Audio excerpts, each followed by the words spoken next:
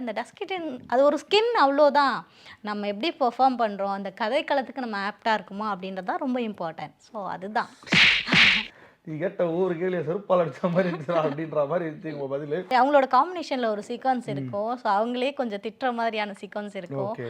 So அது நான் யோசிச்சு ஐயோ திட்ட போகிறேன் நான் அவங்கள மேம் அப்படின்னு சொன்னதுக்கு அதெல்லாம் பரவாயில்ல நீங்கள் திட்டுங்க அப்படின்ற மாதிரி ஒரு மாதிரி பாசிட்டிவாக தான் சொன்னாங்க.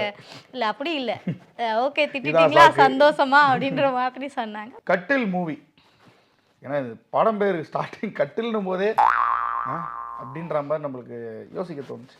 அந்த லுக்கு ரொம்ப நல்லாயிருக்கும். லுக்கு வந்து ரெஃபரன்ஸ் காமிச்சாங்க, இந்த மாதிரி நீங்கள் வர போகிறீங்க, இந்த தான் உங்கள் லுக் அப்படின்னு சொல்லியிருந்தாங்க. பார்த்தோன்னே எனக்கு ரொம்ப பிடிச்சிருந்தது. கடுப்பேற்றார் மயிலாட். எப்பவுமே ஹீரோயின் அப்படின்னு வந்துட்டாலே ரொம்ப ஃபேராக இருப்பாங்க. ஆக்சுவலாக நான் இன்ட்ரோவில் சொன்ன மேட்ரு தான். ரொம்ப ஃபேராக இருப்பாங்க. அவங்க வந்து ஃபேஸ்புக் டிபியில் இருக்கட்டும், வாட்ஸ்அப் டிபியில் இருக்கட்டும், பசங்களாம் வந்து வச்சுப்பானுங்க டிபியில். இந்த ஹீரோயின் அழகாக இருக்காங்கடா. For example Nayanthara ma'am, Keerthy Suresh, இந்த மாதிரிலாம் வச்சுப்பாங்க. டஸ்கி ஸ்கின்ல நம்ம ஊர் பொண்ணு இப்போ ஹீரோயினாக உள்ளே வந்துட்டீங்க. அது எப்படி அந்த ஃபீல் இருந்துச்சு உங்களுக்கு? ஏன்னா அந்த மாதிரி ஹீரோயின்ஸ்லாம் இருக்கும்போது நீங்களுமே யோசிப்பீங்களே, நம்ம ஒரு டஸ்கி ஸ்கின்னாக இருக்கும், ப்ளஸ் நம்ம வந்து இந்த நேட்டிவ் பொண்ணுன்றதுனால நம்மளுக்கு ஒரு அது ஒரு மிகப்பெரிய ஒரு பலம் நம்மளுக்கு. நீங்கள் உள்ளே வரும்போது அந்த ஃபீல் உங்களுக்கு எப்படி இருந்துச்சு? நம்மளை அக்செப்ட் பண்ணிப்பாங்களா அப்படின்னு இருந்துச்சா உங்களுக்கு? அஃப்கோர்ஸ் இருந்தது, கொஸ்டின் மார்க் இருந்தது. நம்மளை ஏற்றுப்பாங்களா, நம்ம எப்படி இந்த ஸ்டேஜுக்கு போக முடியும் அப்படின்ற டவுட் இருந்தது. பட் இருந்தாலும் நிறைய நல்ல டைரக்டர்ஸ் இருக்காங்க. இப்போ வரைக்கும் டஸ்கி ஸ்கின் அப்படின்னாலே பாரதி ராஜாலேருந்து கேஎஸ் ரவிக்குமார் சார்லேருந்து பெரிய பெரிய டேரக்டர்லேருந்து எல்லாருக்குமே பிடிக்கும். ஏன்னா அவங்களோட ஹீரோயின்ஸ்லாம் நீங்கள் பார்த்துருப்பீங்க. அவங்க அந்த மாதிரி வில்லேஜ் லுக்கில் ஒரு மாதிரி டஸ்கி டோனில் உள்ளவங்கள தான் செலக்ட் பண்ணி, அம்பிகா, ராதா, பெரிய பெரிய சீனியர் ஆர்டிஸ்ட் இருக்காங்க. அவங்க எல்லாருமே அந்த டஸ்கி சீனை வச்சு தான் சக்ஸஸ்ஃபுல்லாக இப்போ வரைக்கும் வந்திருக்காங்க. அண்ட் இப்போவுமே நிறைய நல்ல நல்ல கதைக்களங்களில் அந்த டஸ்கிட்டின் அது ஒரு ஸ்கின் அவ்வளோதான். நம்ம எப்படி பெர்ஃபார்ம் பண்ணுறோம், அந்த கதைக்களத்துக்கு நம்ம ஆப்டாக இருக்குமா அப்படின்றது தான் ரொம்ப இம்பார்ட்டன்ட். ஸோ அதுதான். நீ கேட்ட ஒவ்வொரு கேள்வியை செருப்பால் அடித்த மாதிரி இருந்துச்சுடா அப்படின்ற மாதிரி இருந்துச்சு உங்கள் பதில். இருந்தாலும் ஓகே, எனக்கும் ஹாப்பி தானே. ஏன்னா வந்து எல்லாருமே வந்து ஹீரோயின்ஸ்லாம் வந்து வெளி ஸ்டேட்லேருந்து வெளிநாட்டிலேருந்துலாம் வேறு கொண்டு வராங்க. நம்ம ஊரில் நம்ம ஊர் பொண்ணு, மதுரை பொண்ணு, நம்ம தமிழ்நாட்டு பொண்ணு நீங்கள் ஹீரோயினாக ஆகிறது எனக்கு ரொம்ப ஹாப்பி.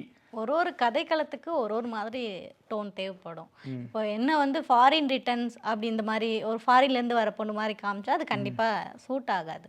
ஸோ அதனால் டேரக்டரோட பாயிண்ட் ஆஃப் வியூவில் இதுக்கு இவங்க கரெக்டாக இருப்பாங்கன்னு சொல்லி அவங்களோட ஐடியாஸை நம்மக்கிட்ட சொல்லுவாங்க. அவங்களோட கதைக்களத்துக்கு நம்ம சரியாக இருக்கோன்னா நம்மளை தேர்ந்தெடுப்பாங்க. சூப்பர் சூப்பர் சூப்பர், சிறப்பாக பதில் சொல்கிறாங்கல்ல.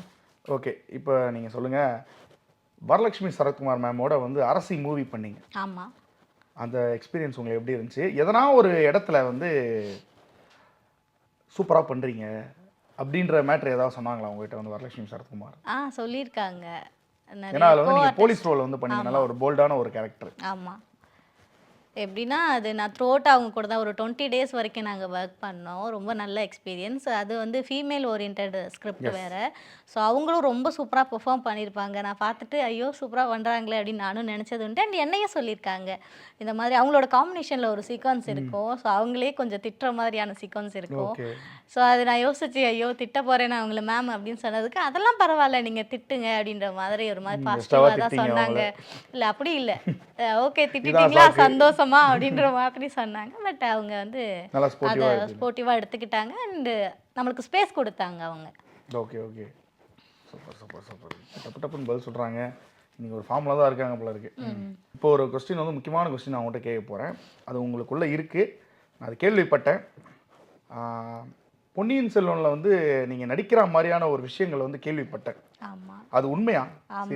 கட்டில் படத்தோட அந்த லுக் பார்த்துருப்பீங்க நீங்கள். அந்த 1945 நடக்கிற அந்த போர்ஷன் மாதிரி நான் பண்ணியிருப்பேன். ஆக்சுவலி நான் ஒரு கம்மி போர்ஷன் தான் பண்ணியிருக்கேன்.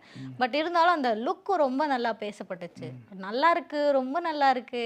நம்மளோட என்ன சொல்கிறது, நம்ம முன்னோர்கள்லாம் இருப்பாங்க, அந்த மாதிரி தான் இருந்திருப்பாங்க. அந்த காரைக்குடி மக்கள்லாம் அந்த மாதிரி ஒரு காஸ்டியூமு, ஜுவல்ஸு எல்லாமே பார்த்து பார்த்து அது ரொம்ப சூப்பராக இருக்கும். என்னோட மேக்கப், ஹேர் ஸ்டைல் எல்லாமே பண்ணி முடிக்க கிட்டத்தட்ட ஒரு 2 hours கிட்ட ஆகும். ரொம்ப லாங் ப்ராசஸ். ஏன்னா ஒரு மூக்கத்தி கூட மிஸ் பண்ணக்கூடாது அப்படின்றது தான் அந்த இது.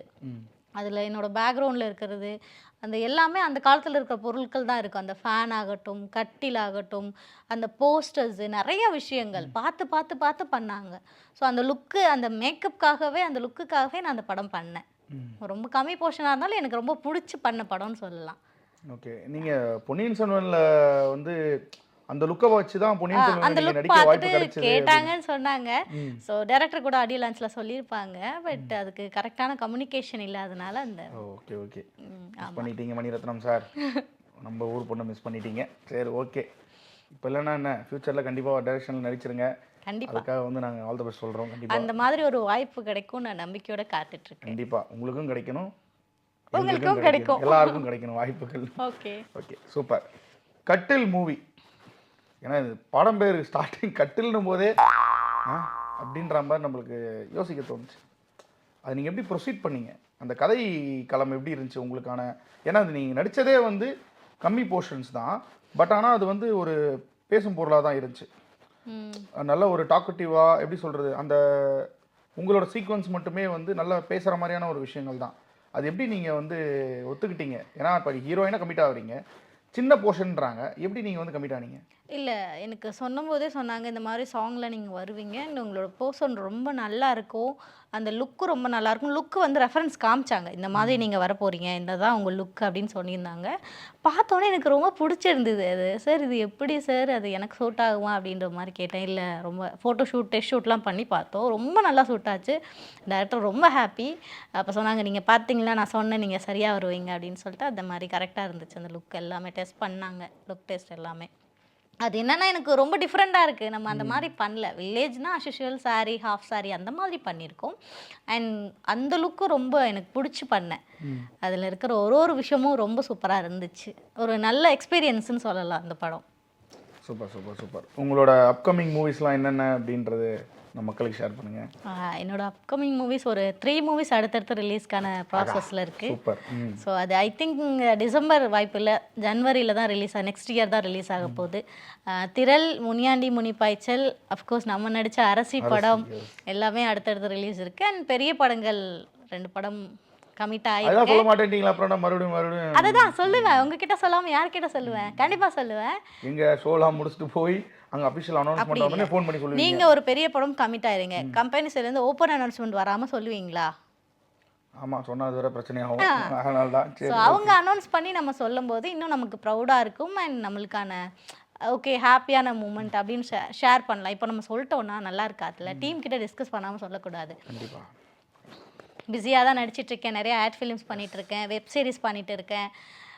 ஆல்மோஸ்ட் கொஞ்சம் கடவுள் புண்ணியத்தில் பிஸியாக இருக்கேன். பிஸியில் இருக்கும்போதே வந்து நம்ம கூப்பிட்டு இன்றைக்கி வந்து இன்டர்வியூக்கு வந்திருக்காங்க. ரொம்ப நன்றி அதுக்காக. Thank you.